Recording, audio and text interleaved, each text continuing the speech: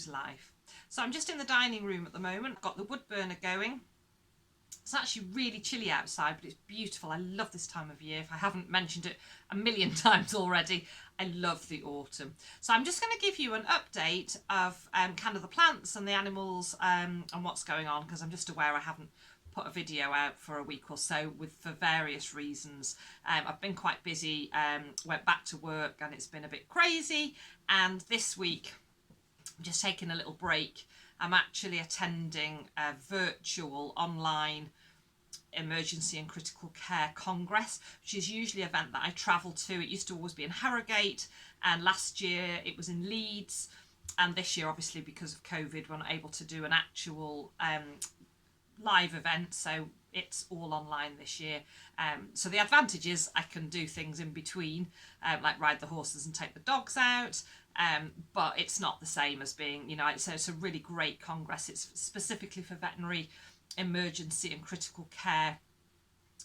It's for nurses, vets, support staff, and the lovely thing about it is people come from all over to congress. It is actually arranged by Vets Now, which are the company that I work for, but it's massive, and it's always so lovely because I get to meet up with people from the UK, from abroad, you know, and we can have a cup of coffee and a chit chat, or just sit next to each other in a lecture.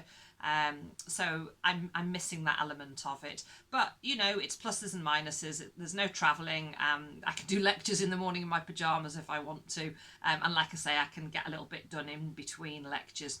So enough waffling. I'm going to spin the camera around and I'm going to give you a little update. And here we have the very lazy greyhounds lounging around on the sofa. But what I wanted to show you in our snug are my geraniums. So the geraniums that I thought had been frosted and I may actually have lost, I brought them in and they're so happy to be in here. The little tiddler down there is actually looking really good, and these guys have decided to flower. And I'm really enjoying them. So I'll wait till they've finished. I may take some cuttings from those. But it just goes to show, even when you think something is past its best or you've lost it, it's always worth having a go. So let's just go and have a little look at the chickens. So today is actually November the 5th, and we are planning to have just a little mini bonfire here at home. So here come the chickens. They're so funny. Whenever I come over, they think I've got something for them. But on this occasion, ladies, I haven't. So here they all are. They're doing really, really well. Obviously, we've got the old English game that we'd reared from chicks, and they're just over a year old now. We've got Gertrude, who is just there in the middle, who's one of the original ex-batteries. And then you can see the new ex-batteries, one by the water feeder and another one to the left. They're really doing fantastically well. They've integrated with the flock really well. There hasn't been too much fighting, and they're starting to grow their feathers back and pink up, and their combs are starting to come up. So I'm really, really pleased with how they're getting on. And I just want to give you a look at this beautiful oak tree. I just love this tree. So lucky to have it smack bang in the middle of our garden. And then I'll just walk you across and you can see where we're up to with the horses. So through the summer months I do have to be quite careful with grazing, especially with Pony. We can't let him get too fat. He's actually been up on the top field there. The big horses were up there, and then he was there with them, and then I moved them down into this paddock and left him up there on his own, and that's kind of the format that I use. He kind of follows them around so that they've eaten the bulk of it before he gets the chance to eat it, because we do need to watch with his weight. But now we're coming into the winter, so they've been on this paddock for a couple of weeks now, and they've pretty much eaten the best of it. So I will then move the big boys up there onto their winter grazing. Pony will stay in this field for a little bit, and then he will follow them up there, and they will stay there for the winter. through into the spring. The big horses have now started wearing their lighter weight rugs. These are rugs that I use in the autumn and then in the spring, and in the middle of that, in the winter when it's really cold, they have thicker rugs that actually have a neck part that goes right up to behind their ears to keep them nice and warm. So that's where we're up to with the horses. And then we'll just have a pootle down and look at the sheep. So again, they've not got very much left on this field now. So they've spent the best part of the summer in here.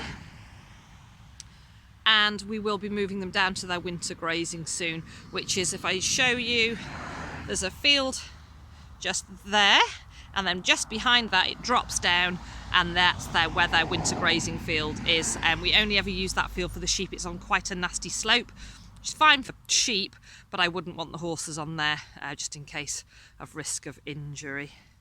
So there are the beautiful sheepies. As you can see, they're looking really well. And just as I walk up the drive here, you can see we've been trimming all the grass along the verge and starting to trim these hedges back. And this is the time of year, sort of between, well, autumn now, we do a lot of clearing and tidying, and then a little bit more in the spring, just cutting back and generally tidying. We're getting an abundance of apples. The horses get the windfalls, and there are still a few up on the trees. This is just the back of the chicken area, and the ones that fall down into the chicken area I do leave for the chickens to eat.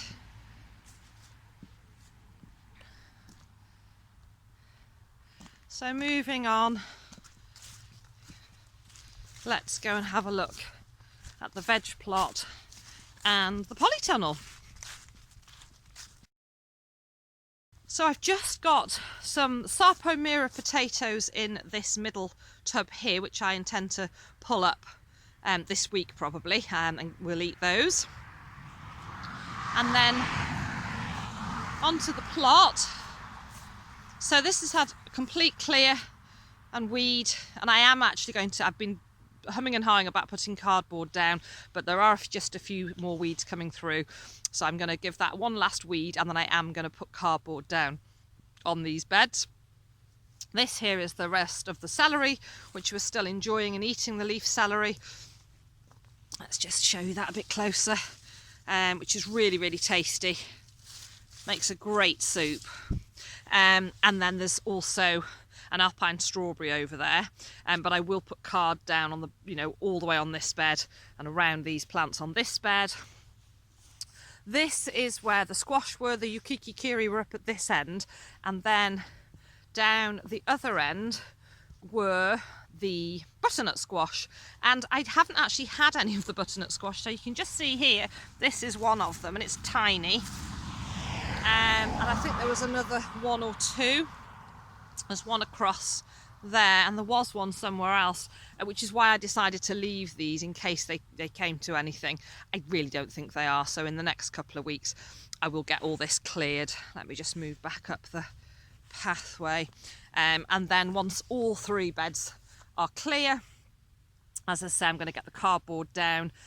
There's a lot of the strimming, when I did the strimming here, that's flicked over onto the bark pathways, and I also need some more bark, so I'm going to clear all that grass, take up any more of the weeds, and then I'm going to get some more bark down on those pathways.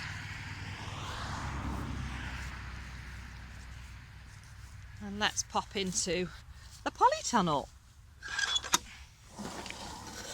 So here we are, still nice and tidy.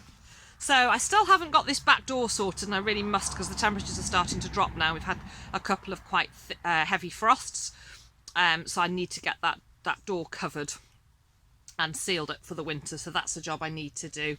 And then we've got the carrot and leek in this bed, potatoes, parsnip, more potatoes, we've got leek, carrots, and the chard. I just love the colour of chard.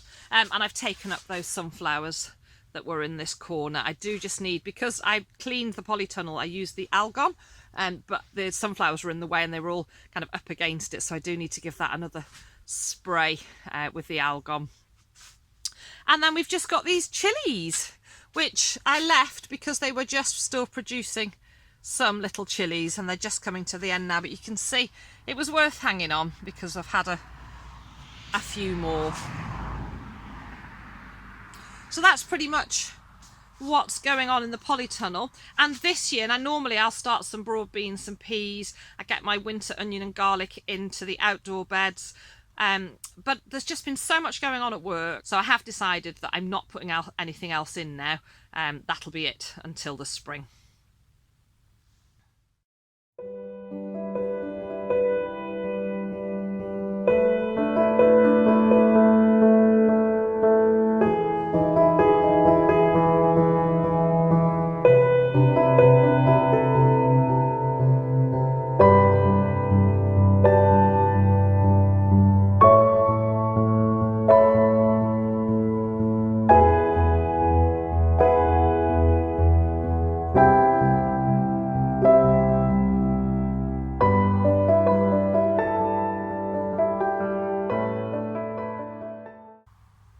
And here we have our little mini bonfire, and it really is a mini one. It's just a token. It's just been built with some of the branches that have fallen off or twigs that have fallen from trees, bit of branch, little bit of wood we had in the woodshed, and I will put some dry kindling underneath and we'll light that later. It's not to burn for a long time. I've also situated it. It's got plenty of room around it. As you can see, it's not close to the stables or the house or too close to the tree. But what it is close to is, you can just see up there, there's a tap and a hose pipe. So if things did get out of hand, we can just douse it down, and we will douse it down before we go to bed. We've got a packet of sparklers, and we just thought, you know what, it'd be nice to do something cheery. So we're going to have a little bonfire and some sparklers and probably a glass of port. So I'm really looking forward to this evening. As I say, little mini bonfire, some sparklers, glass of port, maybe some hot chocolate. I'm doing some mackerel for tea with some squash and rice, and I'm going to make a tomato sauce with some of the last of my tomatoes from the polytunnel, the plum ones. So I'm going to make something really nice for tea. Enjoy our little bonfire, and I've actually bought some tickets to for our local theatre, trying to continue to support them, and they're selling tickets for online events, so I've got some tickets for that for this evening. So we've got things planned for our bonfire night. So I'd love to hear what you're all up to. Are you doing anything for bonfire night at home? If you are, let me know what you're doing. So it's just a little update, as I say, just wanted to jump on and show you where we're up to on the farm. I hope you're all well and enjoying whatever it is you're getting up to. Thank you so much for watching.